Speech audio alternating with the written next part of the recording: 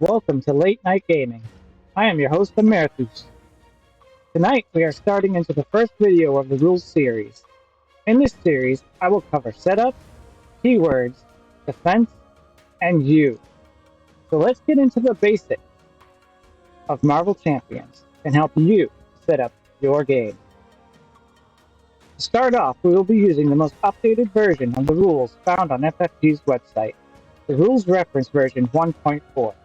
On page 35 of this document, you will find the Appendix 2 setup.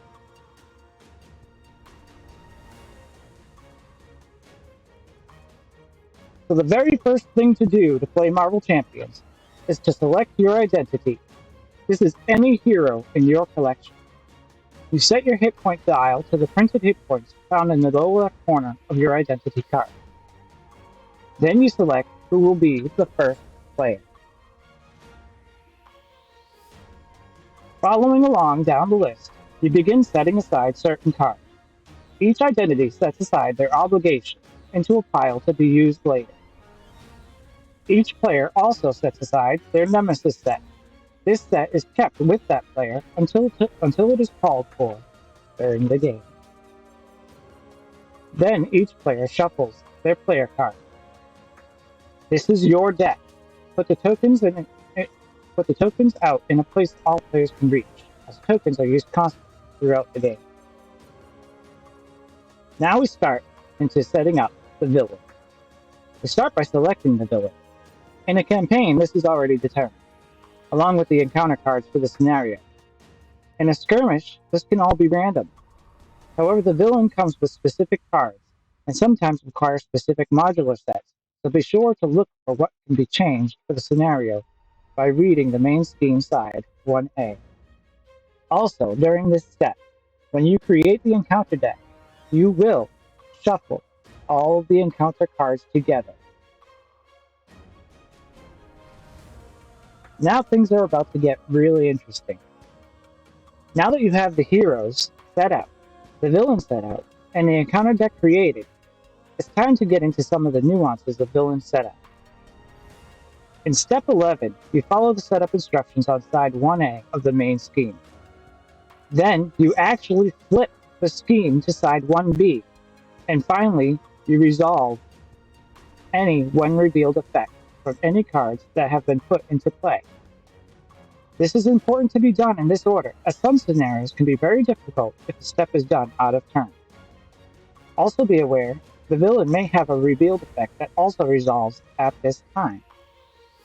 Now, it's important to note that the only way that you know that you flipped the main scheme during this step is found in the Learn to Play guide in that little yellow text block that says, read the intertext on side 1A and turn it over to advance to stage 1B.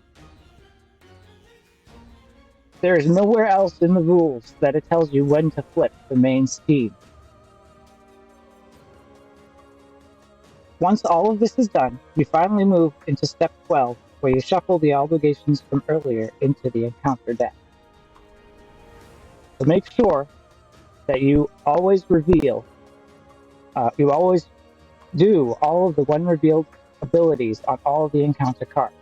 This includes the villain, the main scheme side 1A, and the main scheme side 1B. Also, any other cards that were put into play that have a when revealed effect. Finally, we are in the home stretch. At step 13, we get to draw our hero hand. The hero hand size can be found in the identity card in the lower left corner. Once you draw your hand, you have the option to discard cards from your hand and draw the same number of cards up to your hand size. You can only do this once. This is called resolving your mulligan.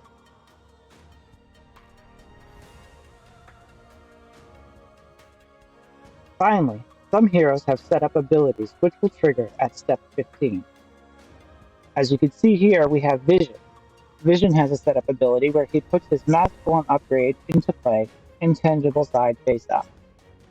At this time, Vision starts with a hand size of 5, and any subsequent round, When Vision starts on his alter ego side with his intangible side face up, he will have a hand size of 6. Once this is complete, you will either begin the scenario if it is a skirmish, or you will continue into campaign setup in the campaign guide if you are doing a campaign. And that really is all there is to it. It may seem like it's a lot, but it really isn't. And setup takes very little time at all to get done. Coming up, I will be diving into keywords. As you can see my little screen here, we have an S that's kind of offset. I don't know how to fix that, so we'll just bear with us on that one. I will be diving into keywords as soon as the X-Men campaign is released, because there are keywords that have been changed with that upcoming release, and I want it to be the most up-to-date keyword list and how all of those keywords interact within the game. Thank you for watching this video, and I really hope that it is informative to you and helps you enhance your game. Please like and subscribe for any further content, and I look forward to providing you more later. Have a good night.